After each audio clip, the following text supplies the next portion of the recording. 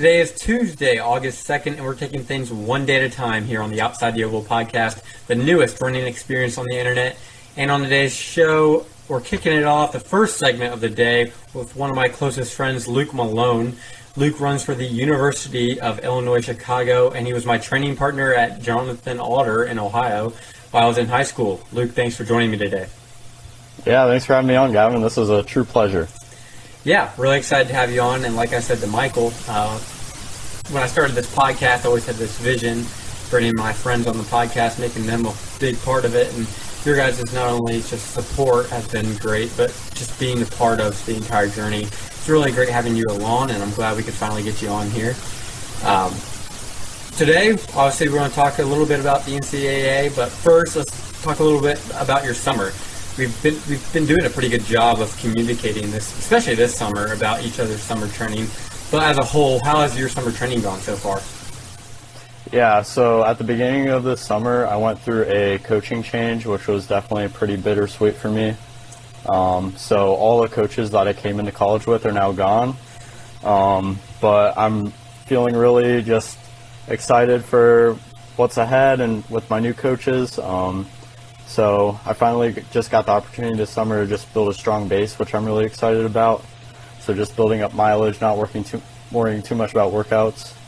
And yeah, it's going really well so far. I'm hitting like 100 miles a week, so getting that base built up, and hopefully I'll be ready to roll once the season comes around. Oh yeah, I'm very, very excited to see how your season goes. It was pretty cool seeing your new revised training plan when you sent it to Michael and I a few weeks ago. And it was also fun having you down in Kennesaw. You got to train with us for a few days, running on some of the mountains here in Kennesaw, Georgia. A lot of fun. And then I got to come up to Ohio, run the classic Prairie Oaks and Hilliard Rails to Trails routes, which are always fun, especially just be able to catch up with you guys. And we don't get to do that as often as we used to. But now the summer's coming to an end, and in my opinion, went by way too fast, faster than any summer in recent memory. But now you have your eyes set on the upcoming cross season. What is in store for UIC Flames and yourself heading into your third academic season? Yeah, I totally agree. This summer flew by just way too fast. But yeah, this is going to be my junior year, so I'm really hoping this is going to be like my breakout season where it really starts to click for me. College 8Ks. Oh, yeah. So yeah, I'm excited. I've had the goal of sub 26 since my freshman year, so hopefully looking to finally break that this year. And our team is now in the MVC, so we've got some stiff competition to go up against. We'd like to be top 3, top 5 in the conference. We'd like to be up there.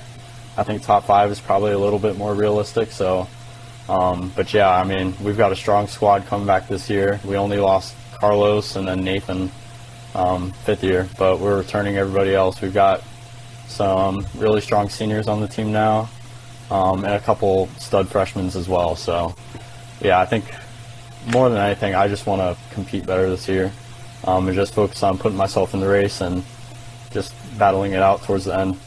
Oh yeah, and like I say at the beginning of every episode, and I will say at the beginning of every episode I ever make, one day at a time, and you've done a great job of doing that so far this summer, and I think it's really going to pay off this junior season. Very excited to see how it goes. Where are you guys going? I know you said you're joining the MVC. What other meets are you guys going to? Do you have any idea yet? Yeah, so our first meet is September 3rd. We're opening up at Eastern Illinois, I believe. And then we'll be heading to Indiana State. Mizzou is also on the docket for this year. And then to Bradley. So we have only 4 regular season meets, which is actually, I agree with it. I think that's a great coaching decision there. It's going to keep us nice and fresh throughout the season, and we'll be able to kind of just race our way into fitness instead of, really pounding it hard in the summer and then trying to race 6 or 8 times throughout the year before championship season. So yeah, it'll be good. And then we have MVCs, which I think is also at Indiana State, Terre Haute, and then regionals at Mizzou. So yeah, it's going to be a good year. That's really cool. I'm kind of jealous to get to run at Laverne Gibson. That's always been one of my favorite courses, especially in high school. It's just a beautiful, beautiful track. Kind of excited to see how the 8K goes, because I know the 5K felt so monotonous. So you'll have to tell me how that goes and how the 8K course is. I'm sure it's going to be just fine. You'll handle it well.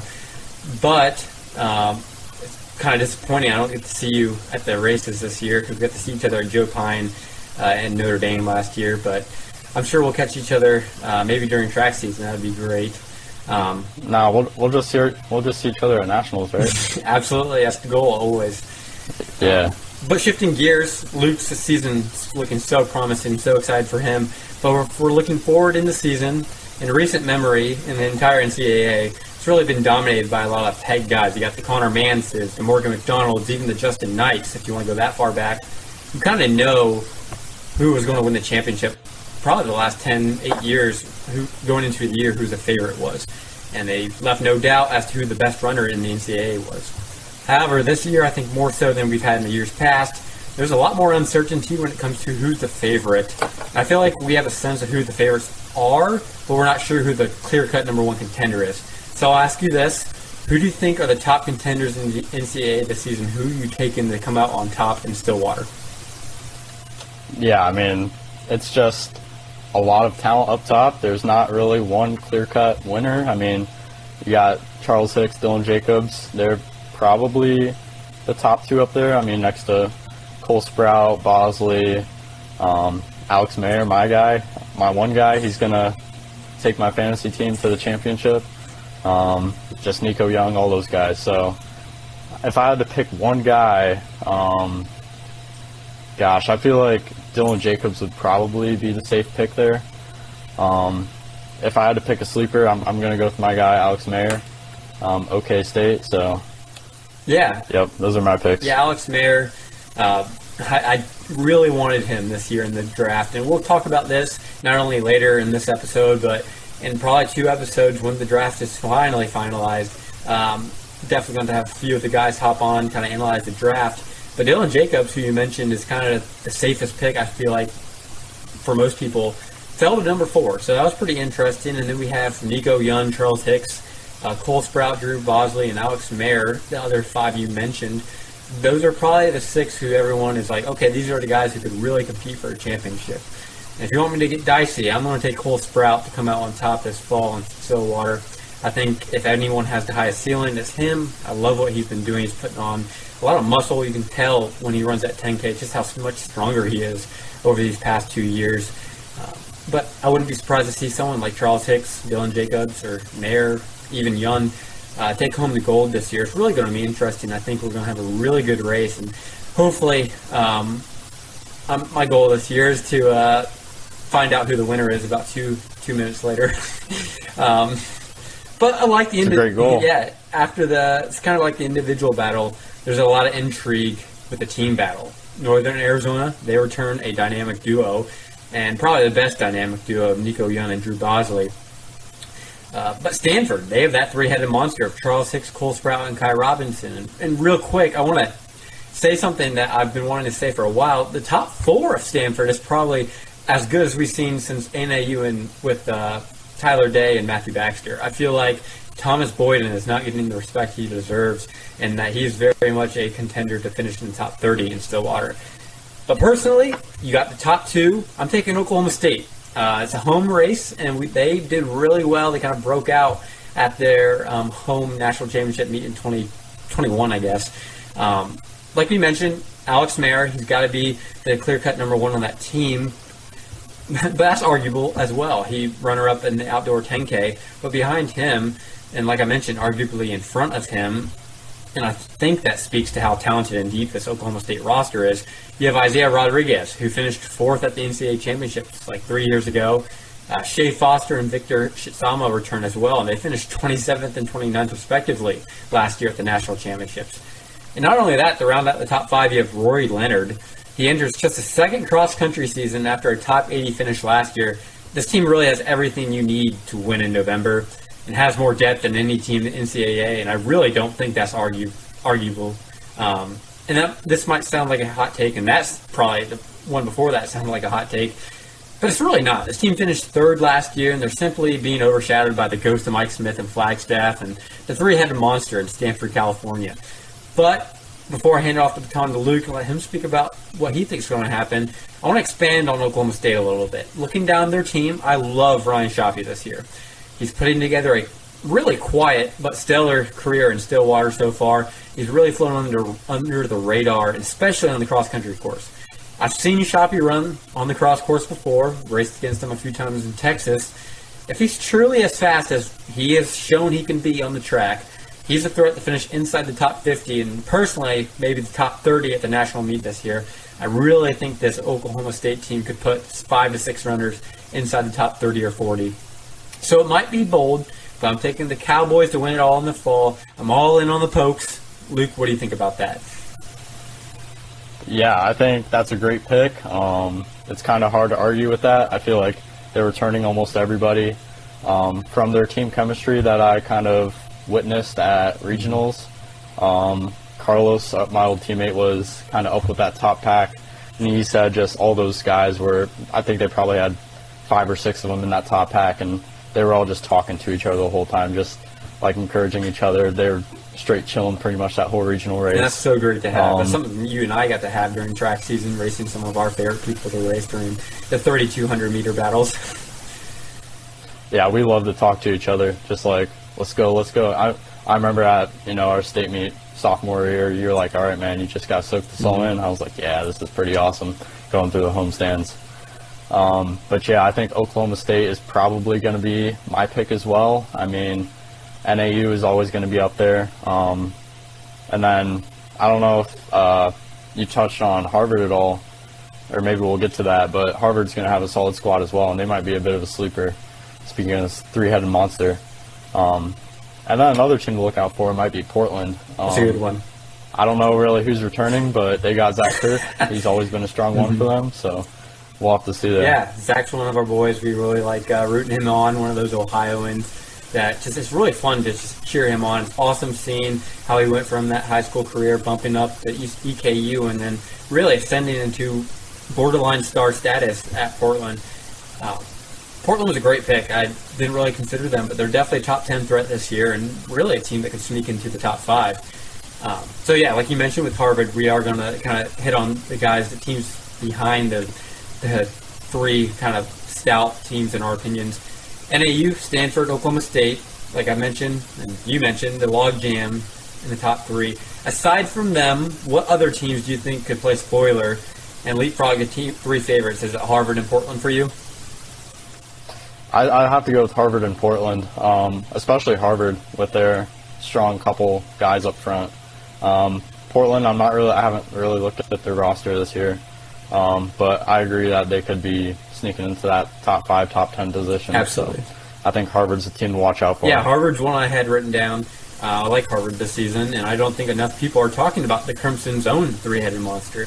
Now, I understand why they're overshadowed by Stanford's 3-headed monster, but you have Acer Iverson, Graham Blanks, and Matthew Pura all returning. This is a really good team. Now, I'm not trying to compare them to Stanford by any means, but I really think on a good day, and maybe on a short 8-day break between regionals and nationals, considering they're coming from the Northeast Regionals, no slight to the Northeast Regional, but it's not the most competitive. It's really them and Syracuse and a few other teams just looking to play spoiler. But I really like Harvard this year. I think given that 8-day break, you need to be fresh, and they're going to be one of the most fresh teams heading into the day, which is another reason why I love Oklahoma State, because that Midwest Regional isn't the most stacked either when it comes to the team battle. Elsewhere, I'm looking at Tulsa, though. I like Michael Power, who I'll hit on later, and Scott Beatty. He's also there. They have veteran leadership, a lot of depth, and probably one of the best team continuities in the NCAA. The lads of Tulsa, as they call themselves, share an incredibly unique bond with one another.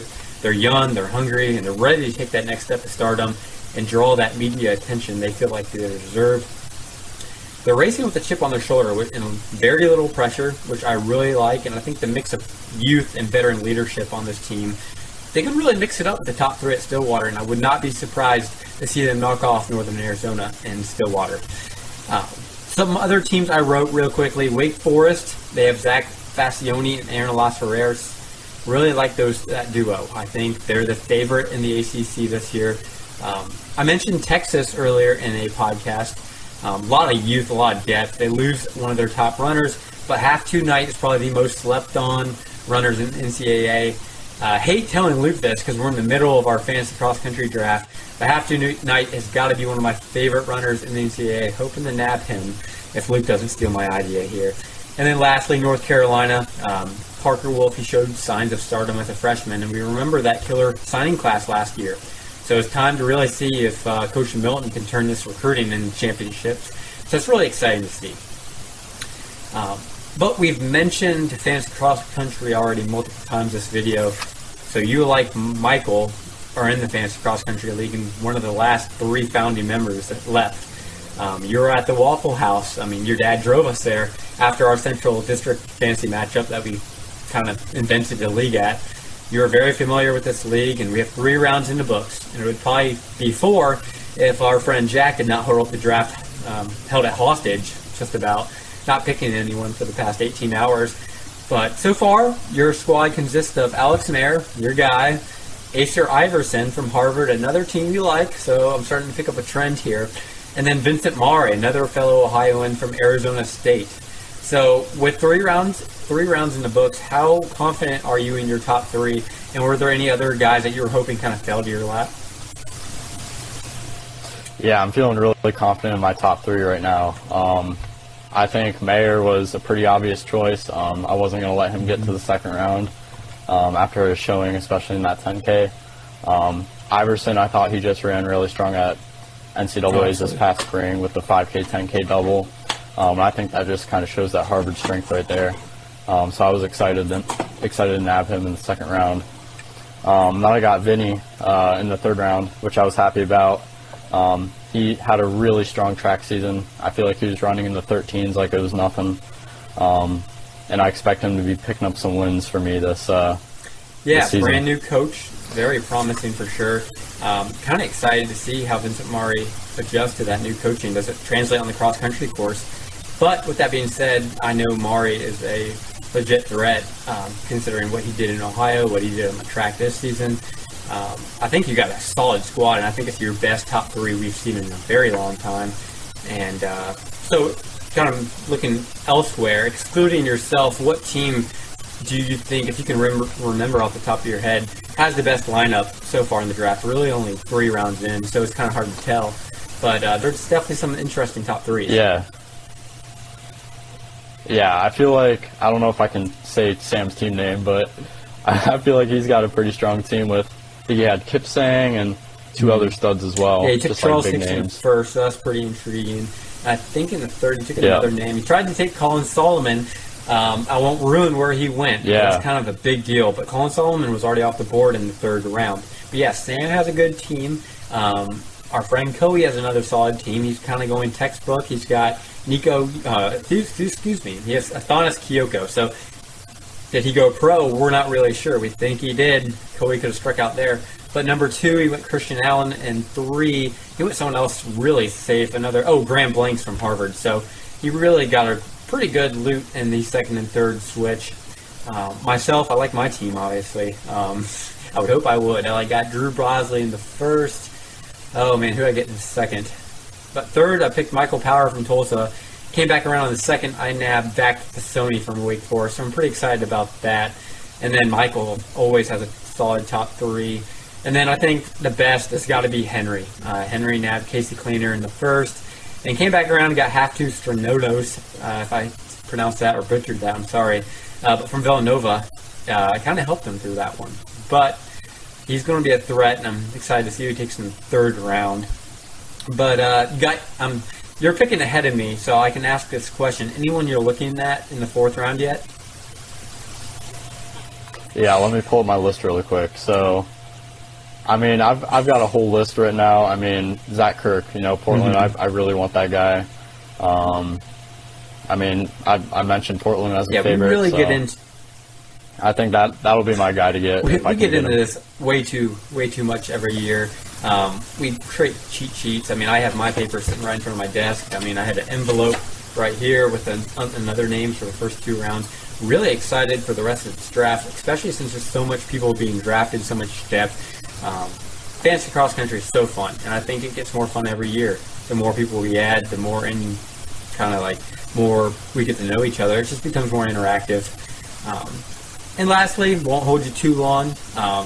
You mentioned, you kind of briefly hit on it. Are you taking Dylan Jacobs and Oklahoma State? Are those your 2 picks heading into this fall? Yeah, I think those are going to be my 2 picks. I mean, I hate to pick Dylan Jacobs because I feel like he's like the obvious choice. We'll go with Alex Mayer. I'll pick Alex Mayer. And then, Oklahoma State, I feel like is going to be my choice as well. Both Oklahoma State, putting the Cowboys on top. Yeah, I'd love to hear that you're rolling the dice with the home team. I'm pretty excited. I actually just booked my hotel room with my dad to go to Stillwater this November. So one way or another, I will be in Stillwater for the National Championships, hopefully hosting some Outside the Oval podcast live streams with some of the finalists. That's something I have in the works. But with that being said, Luke, it was great having you on the show like Michael 2 weeks ago. I'm sure you're going to be on again probably very soon and provide more insight on this upcoming cross season and beyond. Yeah, thanks for having me on, Gavin. I'm up for talking running any day. Yeah, so this has been great. Please stick around. Coming up next on Outside the Oval, Georgia Tech standout Nicole Fegans will join the show, and she's going to discuss her career on the flats as a Yellow Jacket, and we'll be right back. Joining us today on Outside the Oval is Nicole Fegans. Nicole recently graduated from Georgia Tech and is a 5-time All-American, 3-time ACC champion, while also owning the ACC meet record in the 10K. And along with that, she holds 9 separate Georgia Tech school records. Nicole, thank you so much for joining me today. Yeah, of course. Thank you for having me. I'm super excited. Yeah, absolutely. Obviously, not from Georgia. Moved here about 2 years ago for college, and having been here for just 2 years, I'm not entirely up to speed with the entire Georgia running community, but when I first got here, Nicole Fegans was a household name. It's one I learned really quickly, and considering all the accolades I just listed off, I'm not surprised. They speak for themselves.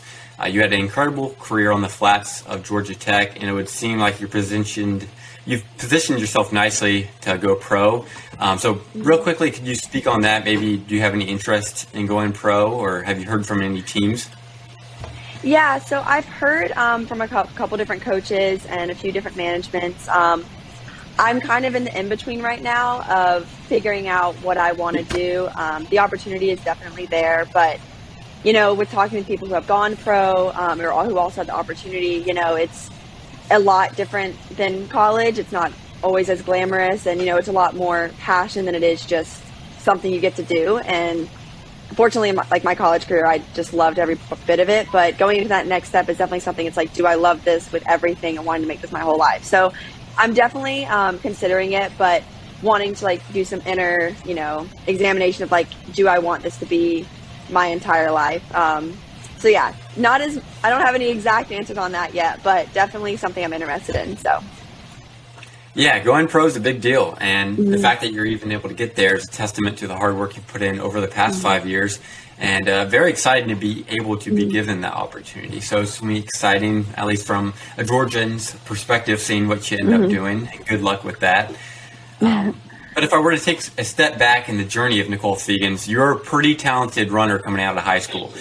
Foot Locker Nationals finalist your senior year, finishing an amazing 7th place in 2016. And this was really an incredible field. It featured Claudia Lane as a sophomore, India Johnson from Ohio, Julia Haymack from Stanford, and then even Anna Marion Block, who's another big name in the Georgia running community. You went 10:30 in the 2-mile your senior year as well, winning the Meet of Champions, and you were the Gatorade Cross Country Runner of the Year. And because of these kind of results, I feel like it's safe to assume you could just go about anywhere you wanted. Why did you end up choosing to stay at Georgia Tech or stay home? Yeah, so going into my senior year of high school, I don't think I totally understood what it meant to run collegiately. I feel like that's always something you kind of want to do, but I just never, thought about it, I guess, and how cool of an opportunity it was. So going into it, I was kind of just seeing who was offering. I feel like it's not a big deal, I guess, if I name schools, but I was looking at Tennessee and University of Alabama, Birmingham for a while. And then as I furthered my career, and I was actually even though my senior year finished really well, I was really rough at the start. I was dealing with some iron issues, which is really common with runners. And I was just not performing where I normally would. So that kind of, I feel like, took a hit on my college recruiting a little bit because they're like, oh, maybe Nicole's not where she used to be. Do we still want her? But throughout all of it, Georgia Tech, the coaches there were definitely on my side with it. They're like, look, we know where you're going to be. We know what you can be. Just because you're down right now doesn't mean that's who you're going to be forever. And I feel like having that from a college coach is kind of rare, at least from what I hear from other people who have run elsewhere. You know, it's hard to find coaches who value you and not just who you can be for them. And that was just something that, you know, I didn't want to turn away from. And also the education is, I mean, amazing. And when I was graduating college, I never thought that I'd be able to go to a school like Georgia Tech. And being able to like go there because of running is something that like I'm super thankful for, because I don't know if I could not have gotten in there on my own. So it was definitely super helpful. But yeah, the coaches and then just the team has always been amazing. So that's how I ended up there. Yeah, Georgia Tech's great school academically and athletically. They're one of the best athletic programs, along with one of the greatest academic programs in the country. So it's great that you got to not only stay home and run, but run at one of the greatest universities. So that was my next question. Who else were you talking to? So you mentioned UAB and Tennessee. Like you said, kind of was Georgia Tech all along. It was going to be hard to pull you away from home. That's pretty cool. I love hearing that, sticking with the hometown team. But on that next thing, one of the things I was also sorry, you got it. I'm sorry. One thing I do like to hear from a lot of these top runners like yourself coming out of high school is how you transition to college. Personally, I know a lot of people who made it hard on themselves their freshman year. It's a difficult transition, especially hard living on your own. It's two different worlds, really. But you went out there and you won the Jacksonville State Open 4K as an unattached athlete and had a solid first track season. So you clearly figured out something you liked at Georgia Tech that first year. Something worked for you. How did you think that first season really set you up for the next 4 years of your career? Yeah, you know, it's funny. My season, my first year, went pretty well, but I had a really hard time on the outside of the track adjusting. And I feel like, you know, going to a school where the academics, I felt like I wasn't really good enough to be there. And, you know, at being a freshman and running well, it's like you still want to feel like you have to earn your spot a little bit. And like, yeah, and I think it just, I don't know, it was a big mental shift. But I feel like that year I learned a lot of different training that I knew the coaches had. Like I would always run pretty fast in high school, and, you know, that doesn't always last a while. And I think that first year I kind of learned that because I ran well in the beginning of each of these seasons. But by the end of it, it was like I'd get burnt out. And so just like learning different things to help me last, I think definitely impacted me in the long run. By my fourth and fifth year when I'm making it to nationals, and like, you know, you still want to feel good when you get to those meets. And it takes a lot of, you know, focus in the early season. That way you don't burn yourself out in the end, but then not wanting to get too antsy of getting fast and getting fast too soon. So I think it just made me like rechange my mindset of I don't need to be good at this first race of the season. I need to be good later on. So I definitely think that helped me later on because all my best races ended up being end of the season as I got older versus the first outdoor meet I PR and then don't touch it again until the end. So yeah, I'm all too familiar with that, unfortunately, over my high school career. And even some of my college career so far has gone that way. But it's a very relatable issue. I'm sure a lot of runners experience it, and you handled it very well, like you mentioned. Ended up having your best races late in your season, later in your career. So it all worked out for the best. And when I was looking through like your resume, one thing that flew under the radar for me, and it probably shouldn't have, was the fact that Georgia Tech, you guys made it to the Nationals in cross country in 2018, which is the first time they made it since 2001. So that's a big deal, and you were a key member to that team. What was that experience like, as well as the race itself on a course like Nuttycombe on a very harsh winter day? How did that experience, how was that for you and your teammates? Yeah, that was, I mean, that's still probably one of the highlights of my college running career. When I came in as a freshman, you know, we had a really good class coming with, you know, I had some other girls on my team that were doing pretty well in my grade. And then we had already a really solid team already. And like, that was something they kind of dropped when I first got there. Like, oh, it'd be cool to make it to nationals next year or the year after. And, you know, it's kind of just something you think about. And I finished my freshman cross country season and we ended up doing pretty well at regionals. It was like, maybe we can make it next year. And so we had a girl on our team named Mary Claire who was doing the super techie stuff of like analyzing all the teams, who's coming back, who's not coming back, what did they run, where have we fallen in. It was a little goofy, but honestly, I mean, it made us, next year we already know like, okay, what teams do we need to beat? Who do we need to stand by? And I feel like it made all of us kind of, I don't know, focus more on not having a good day for ourselves, but for the team.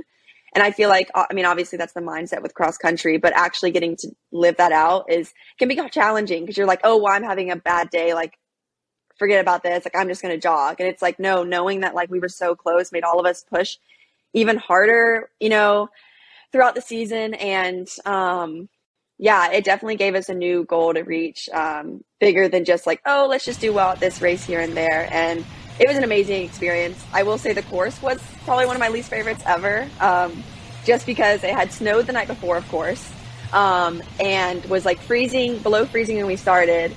But then it started warming up. So now not only are you running on like ice and the snow, it's wet now because it's melting and then the ground's sticky and muddy. And I was so excited to finish. I've never been so happy to just like take a shower and get warm again. But no, it was a cool experience and definitely one of the highlights probably of my entire life.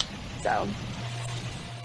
Yeah, that Nuttycombe course, obviously very historic, but that 2018 National Championship was an incredible year just because it was all that snow on the course. And it did produce some pretty good results as well. And that can also relate to your teammate who's doing all that strategy work during the season. I'm kind of like that too. I used to be even more analytical than I am now, but it's super fun, at least for me, to look at that kind of thing, just see where everyone is, and to be able to compete for a spot at nationals. It makes it that much more special. So that's pretty cool that you get to have that team dynamic that you were running for each other, and it helped to have that analytical person kind of crunching the numbers for you. So fast forward a few seasons, and you really have found your footing at the collegiate level. You took a major step forward coming off your sophomore season, and you even qualified to Albuquerque in the 3K for the NCAA Indoor Championships. However, obviously, COVID happened. So how did the COVID-19 outbreak affect you, and how did you build off this setback? Because you came out of COVID-19 a truly dominant runner, sort of taking that last big step you needed to become the runner you are today. Yeah. So going into my junior year, I had an okay sophomore season. Like we made it to nationals and I had a couple good races, but I just mentally was so kind of over it, I guess. Like I had no motivation. I was just ready for the season to be done. I just need to, I need a new year. Like I don't know. I was so ready to be done my sophomore year. And so that summer going into junior year, I just kind of had to refocus of like, all right, you need to get recommitted to this. What can we do to make you love it again? And I think that was honestly one of the biggest things that helped me do so well my junior year. Cause that really was the year that I kind of like made a name for myself. I feel like in the college realm. But yeah, it was a big mindset shift. And so, I have all this motivation and feeling good. And then I get to nationals and then COVID. So it was definitely really frustrating because I'm like, how great timing is this that I finally get somewhere and, I make it to the next level and then I don't even get to do anything about it. So, for everyone, it was definitely a shock and an adjustment. And I'm not going to act like mine was any harder or whatever than anyone else's, but I think it definitely made me more fired up because it's like, okay, not only like I could make it. And I knew this now. It's like, it was tangible that I can get to nationals. I can reach this next level. Which is something I just never thought I'd be able to get to. And so it kind of helped me shift some goals, I feel like, going into senior year. And I ended up doing 5 years at Tech and I was only going to do 4. So, that kind of gave me a new fire to like, maybe I do want to stay longer and, push through. And I feel like, COVID made me, like I said, change my mindset, get more focused, get more excited about it again versus the summer or the year and a half before where it was just, let me just get through this race and get through this workout. And I turned into something I loved. And the saying, like, you don't know what you have until it's gone. Like everyone probably references that with COVID, but I feel like, it definitely, I felt that too of just, wow, I didn't realize how much I loved racing and loved running until I didn't have it anymore. And it definitely propelled me not only through COVID, but into my senior and then eventually my 5th year. Yeah, it's always very interesting to see how athletes kind of dealt with COVID because we all dealt with it in a different way. It was all very difficult for us. But for you, in the midst of all this, you make it out to Stillwater the next year in cross country for the 2020 National Cross Country Championships, but it was really in 2021 when we did it, I think in March. You finished 12th in that race. So from then on, you became the Nicole Fegans I and many others around in Georgia, at least, think of you as. So not only would you make the cross-country national meet this season, you went on to qualify for both the indoor and outdoor national championships again. So what were your experiences at all three of these different national championships like, both away and within the competition? Yeah, so going into the indoor national meet, obviously that was my time, like, okay, now I made it again, like this is the time to perform. And I ended up not having too great of a day. I feel like because that was my first time at that level and comprehending like how intense this can be. Because like my sophomore year when we made it to cross country nationals, it was fun, it was cool, whatever. But now I have a standard I'm trying to meet, and I'm trying to actually, perform at a, better level, not just, be there. And I kind of let some of the stress get to me of, wow, I'm around all these girls who these names I've heard before, and like they're really good and they've done this. And like, even though I'm there with them and I've run the same times, it's hard to, I don't know, I feel like accept that sometimes. And I definitely did not have my best day at the indoor meet, which was a total bummer. But, going from there straight to the cross country nationals, I knew I had to just like, all right, give yourself a clean slate. You can't think about that race if you want to do well at the cross country race. So, we just get to the meet and I'm excited to be with the team, and like, it's so much better to travel with the team. So I will say cross country nationals has probably been my favorite meets, because whether you run well or you run bad, it's so much better to just finish the line and see people who are there for you. But yeah, so the cross country meet was, I went into it like, forget about indoor, forget about anything else, just go run this race and represent Georgia Tech well. And I came out 12th. I don't think I realized I was in that position the entire race. I kind of was just racing it, and I felt good. And I was like, okay, just make these moves here and there or whatever. And then I finish and I'm counting and I'm like, why is my name like, why am I up on that board right there? And I'm like, oh my gosh, I was so shocked because I just didn't realize I'd run that well. And that was really cool because I got one of the trophies, and that's always been a goal of mine. I'm like, I just want to leave college with a trophy if I can.